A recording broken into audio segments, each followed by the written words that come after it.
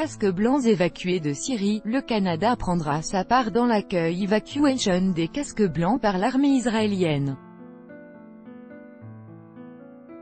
Israeli Army and out via Reuters. Plusieurs centaines de casques blancs syriens, organisation spécialisée notamment dans l'évacuation des personnes piégées sous les décombres de bâtiments détruits par l'armée syrienne ou l'aviation russe, et leurs familles, ont été évacués vers Israël puis transférés en Jordanie lors d'une opération secrète.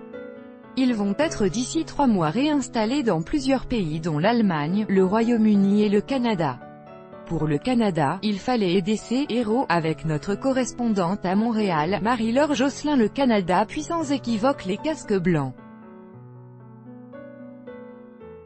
Ce sont les mots de la ministre des Affaires étrangères Chrystia Freeland, qui n'a pas pris de gants pour saluer ce qu'elle décrit comme de courageux bénévoles, qui risquent leur vie pour aider leurs compatriotes syriens visés par des violences insensées. Les liens du Canada avec les casques blancs étaient déjà existants, puisque le gouvernement a, entre autres, fourni du financement pour leur formation d'urgence. C'est donc une nouvelle étape qui est franchie. Le pays a accepté de leur ouvrir ses portes. Le gouvernement ne veut pas donner de chiffres officiels, mais plusieurs sources ont indiqué aux médias publics CBC que le Canada pourrait accueillir une cinquantaine d'entre eux avec leurs familles, ce qui ferait environ 250 personnes.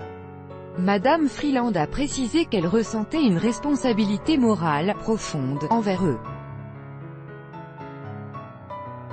Depuis novembre 2015, le gouvernement de Justin Trudeau a accueilli plus de 40 000 réfugiés syriens, allant même jusqu'à affréter une centaine de vols pour aller les chercher en Jordanie, au Liban et en Turquie.